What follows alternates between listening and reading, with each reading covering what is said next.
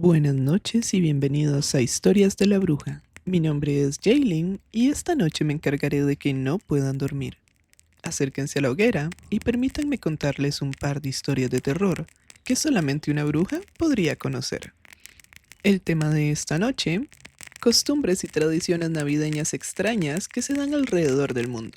El formato del día de hoy va a cambiar ligeramente. No voy a detenerme para presentar cada una de las historias como se suele hacer, que pongo una música introductoria y luego ya empiezo con el tema, que de hecho tiene otra música diferente a la de el inicio, sino que una vez que empecemos va a ser algo más similar a una conversación casual. Sin mayor preámbulo, empecemos con el capítulo de hoy. Nuestra primera criatura de Navidad es el Krampus, proveniente de los países alpinos, es decir, de Australia, Suiza, Hungría y todos los países circundantes y cercanos a estos. Su apariencia es quizás la más reconocible o lo que lo hace más distinguible de entre todos los demás. Es enorme, oscuro, con grandes cuernos a los lados de la cabeza que recuerdan a un demonio. Además, tiene una lengua bastante larga que siempre lleva afuera y colmillos enormes y afilados. El Krampus visita cada 5 de diciembre en la Krampusnacht. Probablemente estoy pronunciando mal esa palabra. O la noche del Krampus. Es de hecho el día antes de la noche de San Nicolás, que es el 6 de diciembre, y durante este día la enorme bestia recorre las calles de cada pueblo, resonando cadenas oxidadas. Le pega al piso con ramas de árboles y hace mover los cascabeles que lleva encima. Todo esto para asustar a los niños que lo escuchen. Pero el Krampus no se limita a caminar por las calles con su comparsa de sonidos aterradores.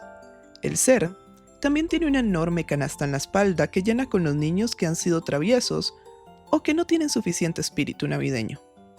Estos niños nunca vuelven a ser vistos. Se dice que el Krampus se los lleva al inframundo para ser castigados para siempre. Al día siguiente, Santa Claus recorre las mismas calles dejando regalos a los niños que se portaron bien durante el año. Es algo así como el yin yang navideño. En la actualidad, el Krampus ha tenido un resurgimiento tanto en la tradición como en el cine y la televisión. Múltiples programas de tele dedican un capítulo al Krampus, incluso películas enteras se han estrenado desde el año 2000. Este resurgimiento también se ha dado en las ciudades en las que esto también era una tradición real. Recordemos que a la iglesia no suele gustarle que se hable de tradiciones paganas en Navidad. Entonces, estos países pasaron por una prohibición de celebrar la noche del Krampus en siglos pasados por parte de la iglesia. Después de esto, los fascistas también la prohibieron, ya que la consideraban una creación de los socialdemócratas. En todo caso, en los últimos años varios hombres, borrachos en su mayoría, se han tomado la tarea de disfrazarse y recorrer las calles de sus pueblos con cadenas y cascabeles, todo para intentar asustar a los niños que se portaron mal. Este primer ser es el más conocido. Intenté primero hacerlo por día de Navidad en el cual aparecían, luego por qué tan amedrentador, sí, era la criatura, pero la verdad es que para gustos colores. Y simplemente los puse en un orden que me pareció interesante. Por eso hemos empezado con el Krampus. ¿Ustedes han escuchado sobre él? ¿Han visto alguna representación? Yo creo que en este último año he visto incluso peluches del Krampus. Se ha comercializado bastante y me parece una tradición bastante interesante que han devuelto a la luz. La segunda criatura de esta noche es Grilla. Grilla es un monstruo que usualmente está relacionado con los troles. Proviene de Islandia, la gran mayoría de nuestros seres de esta noche provienen de países nórdicos. Grilla es uno de los seres navideños más conocidos. Sin embargo, solía ser muy diferente a lo que conocemos ahora. Por ejemplo, no era una bestia o un ser o un ente navideño. De hecho, no fue hasta el siglo XVII que se le empezó a relacionar con Navidad. De hecho, en ese siglo, en la publicación que se hizo en ese momento, se decía que la vieja troll bajaba a recorrer las calles de los poblados con un enorme saco en el que echaba a los niños desobedientes. ¿Para qué? Para hacer su comida favorita, que era estofado de niño. También hay que tomar en cuenta que Grilla nunca se sacía. Siempre tiene hambre. por lo que todo niño, malo o mal portado, sin importar cuántos sean, una vez dentro del saco de nuestro troll, va a ser parte de su cena. La segunda cosa diferente e interesante es que Grilla originalmente no era una hembra. Se le conocía como un hermafrodita o una hermafrodita en algunas de las publicaciones y cuentos y leyendas. Antes de eso, se le conocía como un ser masculino. Fue hasta la reinvención que se le dio en el siglo XVII, cuando se le volvió hembra y se le desposó con otro troll que se llama Lepalowi. También en esta época se volvió o se dijo que ella era la madre de todos los monstruos con forma de troll que son parte del folclore de Islandia. Estos monstruos son los muchachos de Yule o los Yule Lads. Siempre me ha gustado cómo suena ese término. El último dato interesante es que esta figura tiene un gato bastante conocido. Este gato es nuestra siguiente criatura. El gato de Yule es un gato enorme y malvado de la mitología de Islandia que merodea los poblados nevados durante Yule, es decir, durante los 12 días después del solsticio de invierno, que puede caer en 25 de diciembre, es lo usual. Sin embargo, por ejemplo, este año cayó el 20 de diciembre. Se dice que el gato de Yule espera para devorar a cualquier persona que no esté usando o no recibiera ropa nueva. ¿La razón? Bueno, la razón es que siempre se usó para incentivar a los pobladores a trabajar la lana que se había recogido durante el otoño. Recordemos que en Islandia no tener buena ropa en invierno significa la muerte. También hay versiones en las que no se come a las personas, sino su ración de comida navideña, que es una ración que los empleadores le dan extra a sus empleados y que sirve como parte del festejo navideño. El gato no siempre ha estado relacionado con Grilla y los muchachos de Yule, como mencioné antes, pero con el resurgimiento de los seres navideños en Islandia, esta conexión nació. Este gato gana fama real en 1932 cuando, perdón por cómo voy a pronunciar esto, Johannes Ur Kotlum publica una antología de poemas titulada Viene la Navidad, en la que el poema del gato de Yule se publicó y el ojo público recayó sobre esta felina criatura. Añado a continuación una traducción bastante fiel. Todos conocen al gato de Navidad, y ese gato era realmente enorme. La gente no sabía de dónde venía ni a dónde iba. Abrió sus ojos deslumbrantes, los dos brillando intensamente. Se necesitaba ser muy valiente para mirarlos directamente. Por eso las mujeres se sentaban ante sus ruecas, hilando un hilo de colores para un vestido o calcetín, porque no debían dejar que el gato se llevara a los niños pequeños. Tenían que conseguir ropa nueva de los adultos cada año. Claramente este poema no fue escrito en español. Y si se quiere tener una traducción relativamente decente de lo que quería decir el autor realmente, bueno, eso rimó mucho más que lo que logré hacer rimar el poema, si les soy honesta. Pero bueno, al menos tuvimos una rima en la noche. Estos dos seres me parece muy interesante que, al menos para mí, es como que después de cierto tiempo se buscó forzar un poco la relación con la Navidad, o al menos se buscó establecer un tipo de jerarquía de monstruo, de criatura invernal en el país. También, de hecho, si vamos al caso del gato de Yule, que si bien ya existía antes, el verdadero momento en el cual fue conocido a través de la gente de Islandia, que es el lugar en el cual se le celebra o en el cual existe, fue relativamente hace poco, fue en 1932, con este poema que les leí. Me parece muy interesante el hecho de que sean criaturas tan relativamente nuevas y que hayan otras criaturas que sean excepcionalmente antiguas o que de plano no se pueda llevar un registro de cuándo fue la primera vez que se les mencionó. Es decir, que siempre han existido en el colectivo imaginario de la sociedad de la cual forman parte. Nuestra siguiente criatura es Mary Lwyd. Esta es una tradición galesa que es bastante diferente a las anteriores. Literalmente no tenemos idea de dónde proviene.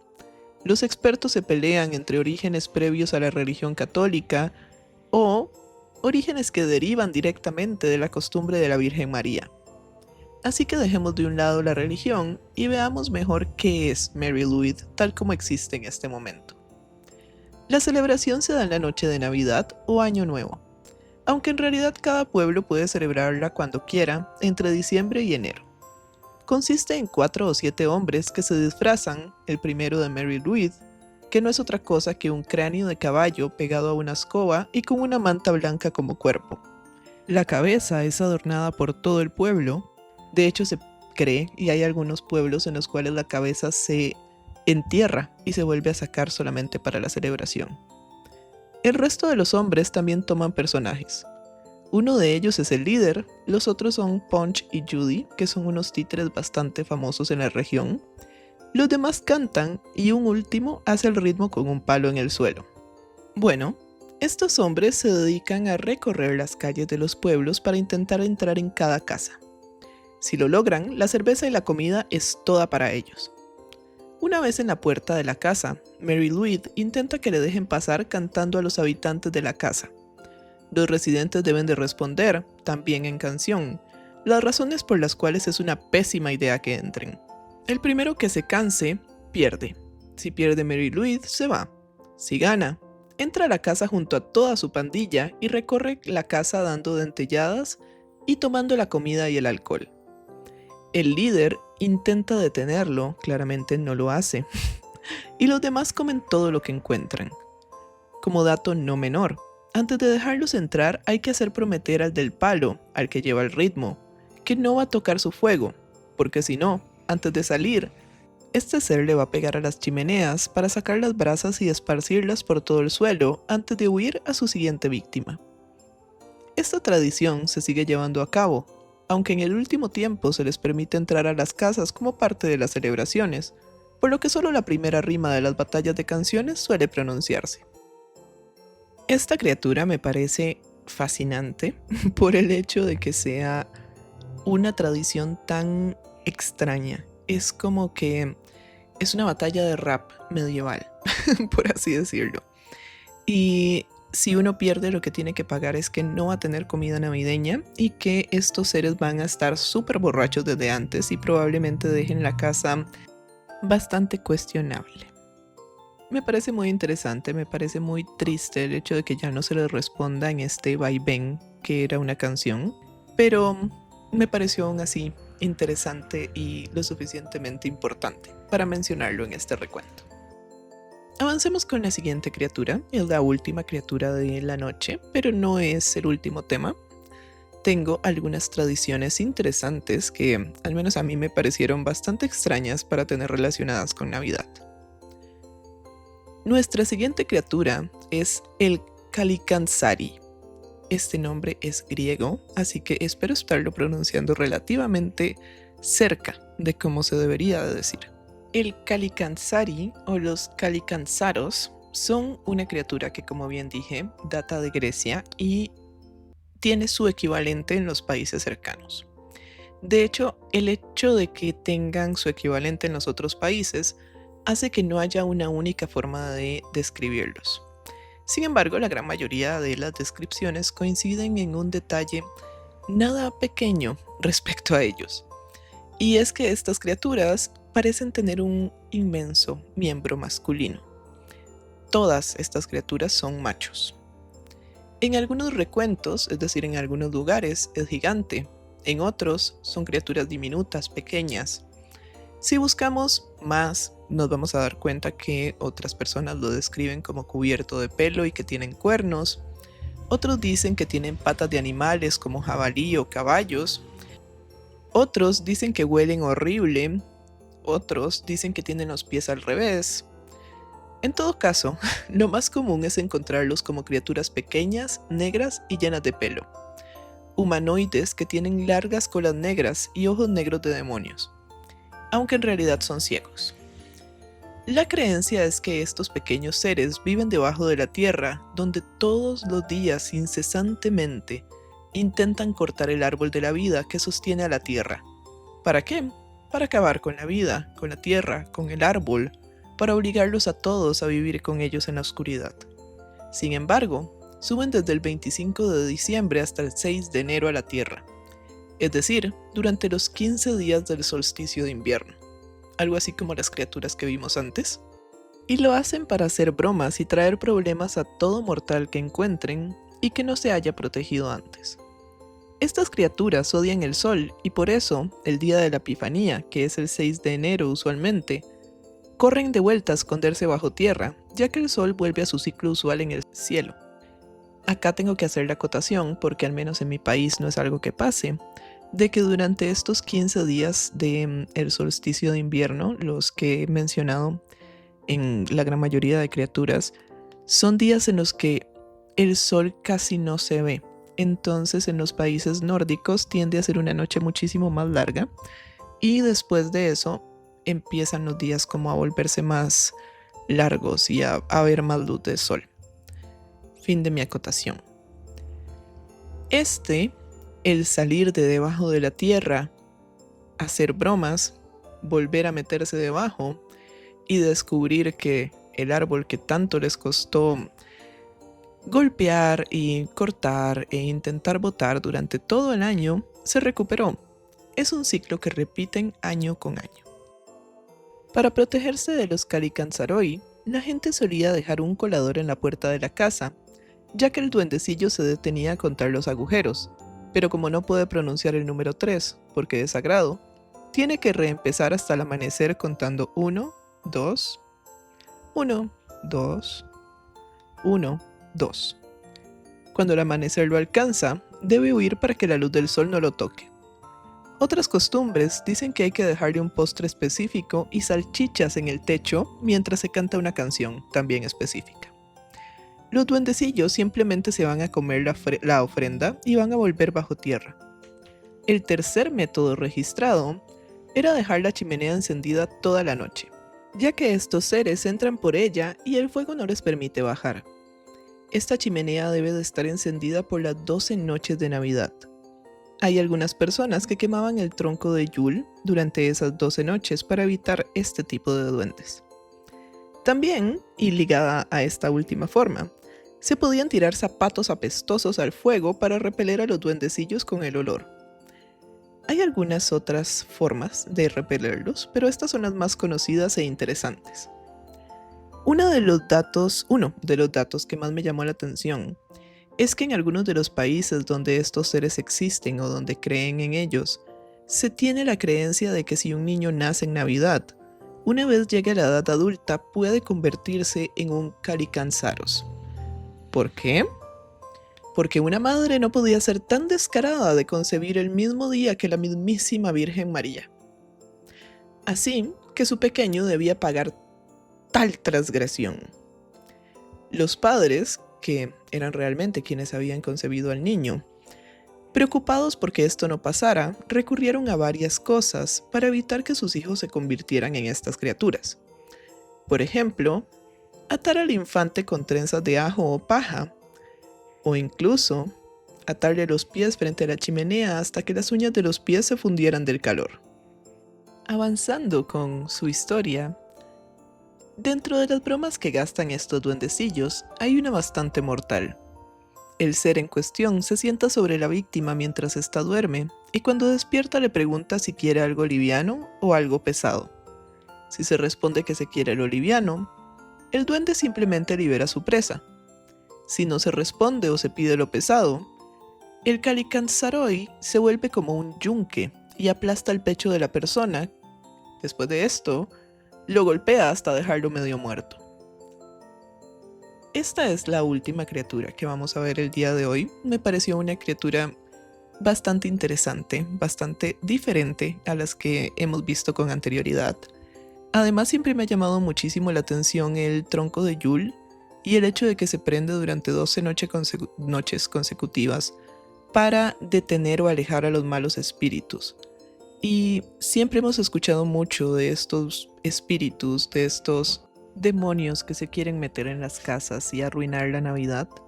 Y me pareció interesante que finalmente sé cuáles son al menos algunos y quería compartirlos con ustedes. También recordemos que los muchachos de Yule son un tipo de estas criaturas que también hacen travesuras, al menos en algunas de las tradiciones. Hablando de tradiciones, ¿quieren ver algunas de las más extrañas que encontré? Hay un país en el norte en el que las brujas rondan en Navidad. ¿Cuál es la forma favorita de moverse de una bruja? Con escobas voladoras. ¿Con qué si no? Las personas de este país tienen como costumbre esconder las escobas en armarios de la casa durante toda la noche de víspera y el día de Navidad. Esto para evitar que se las roben y salgan a recorrer el cielo navideño con su escoba casera. El país que pasa una noche entera y un día sin poder limpiar es Noruega. La segunda tradición interesante es una que probablemente ya conocen, y es que en la época victoriana se solía usar la noche del 24 de diciembre como el momento perfecto para leer y crear historias de fantasmas. Las personas se reunían alrededor de la chimenea a escuchar y esperar su turno para narrar la nueva historia que inventaron o escucharon. Gracias a esta costumbre tenemos grandes escritores victorianos de infinidad de cuentos de fantasmas. Le Fanu, Mary Shelley, Henry James, por mencionar a algunos de nuestros autores ya leídos en el podcast, desarrollaron su arte gracias a esta costumbre. La siguiente costumbre que vamos a ver es la de dejar los zapatos en la ventana. Esta es una tradición de Islandia y consiste en dejar los zapatos en el alféizar de la ventana durante los 13 días de Navidad. Se cree que si se dejan estas zapatillas, los muchachos de Yule, los hijos de Grilla que hemos mencionado, dejarán regalos para los niños buenos. Para los malos, dejan una papa.